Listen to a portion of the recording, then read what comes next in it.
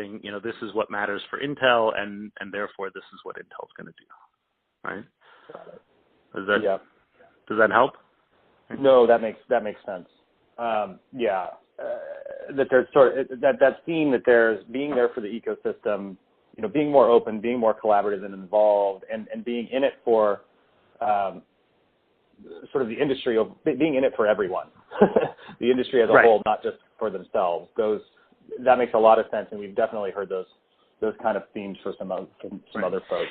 And if I could just absolutely briefly, so that I don't give the wrong impression, right? So we did probably more business with Intel that was in closed bilateral discussions than was done in the open, right? So that the open, I emphasized as an example, open in the Linux community, right? But it doesn't have to be that, right?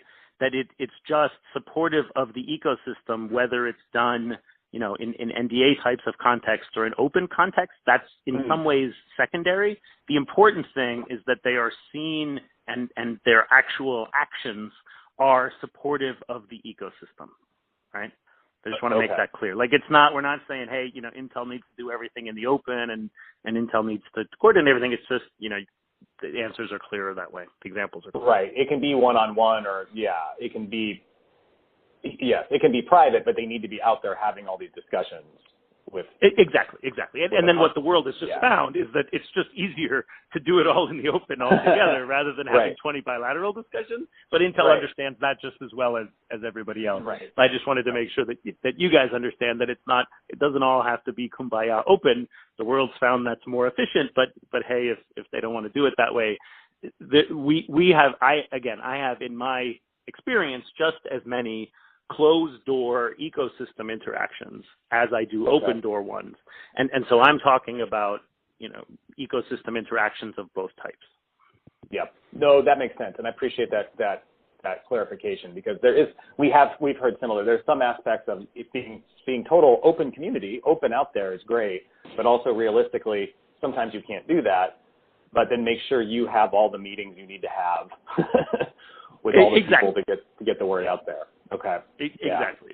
And that's where sloppiness creeps in. So go ahead. Yeah. Well, and it sounds like that just didn't happen on Spectre and Meltdown the way that it should have. So let me pull up something here quickly with our last, I got like about 10 minutes or so. How to make my screen share work? Share screen. I want to just show you a couple things. In some other interviews, we've had we spent a whole hour in some other interviews just talking about this positioning work. But what I want to get your reaction to is a couple high-level statements that are trying to set the appropriate aspiration for Intel going forward. And these are intentionally high level on this first one. I'll show you a second slide after this that has some more detail on it. But it's basically, obviously get what you're saying, like, Intel is in a security deficit right now, but what do they need to be looking at, or how do they need to be thinking about themselves to try and move into a better space? That's how I position this. And what we have here is a context and a promise. And they're basically saying that, hey, in an expanding data-centric opportunities require ever-advancing security, Intel's innovation and ecosystem collaboration provide the trusted foundation for secure digital performance, enabling security advances that unlock data-driven business transformation and new experiences.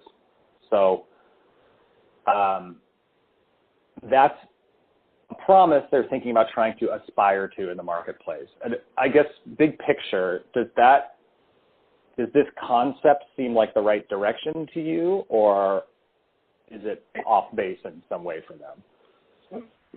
So if they could follow through on everything that is here in blue, yes, then it's powerful, right? But I would have immediate suspicions, and then it becomes a problem, right? But so if they were to underpin and could follow through on each of these the parts of this, then it would be very powerful, right? Okay. But I would, in my experience, have immediate skepticism that this is something their marketing wrote and not corporate. Right. given roadmap. what just happened. Yeah. Okay. And I would say even, and again, I'm not saying just Spectre Meltdown. I'm saying from across the board, right? Like taking, like that networking example, or like, a couple other examples, right? So what do you think? And actually, let me ask about that. So that's a good point. So you're right. It's not just Spectre and Meltdown. It sounds like you're describing a sort of an undertone or a cautiousness that's been there for some time, that Intel perhaps was just, I don't know, at its core, a little more in it for themselves than perhaps in it for the ecosystem. What do you think was creating that sense historically? That's how they operate. That's how they spend their money. That's how they design their roadmaps. That's the lived experience of my 20 years. Okay, tell me more about that. I don't understand as well. You're saying that's how they design their roadmaps. Let's see. The simplest example would be that they'd go forward with something like this, right? Say your blue thing here, right? And then they'd start to make investments, and then they expect us, for example, as customers or as ecosystem partners, to make bets aligned with their bets. And 2 years from now, it's a different message. They're doing something else. They're doing wireless, or they're doing gaming, or whatever it is, right? They forgot, right? So it's nice, like when they start, this is all nice, right? But they don't have the staying power, right? That if they're going to start with a message like this and start putting out technology in a year or 2 years or whatever that matches with this, right?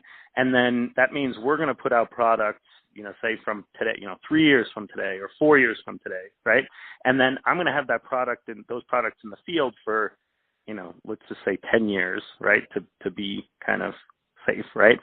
And they will have moved on multiple times during that promise, right? I believe that is the lived experience. I believe that the lived experience is that Intel has done this so many times before, that they bring a nice marketing message and they're like, we're going to be with and so on, and then 2 years later or 3 years later, suddenly people have been reorganized or laid off, and products have been canceled, and you've made a bet and you were wrong, right? Right. To make that bet, right? It was the wrong risk choice to make that bet. Interesting. Okay. Let's see.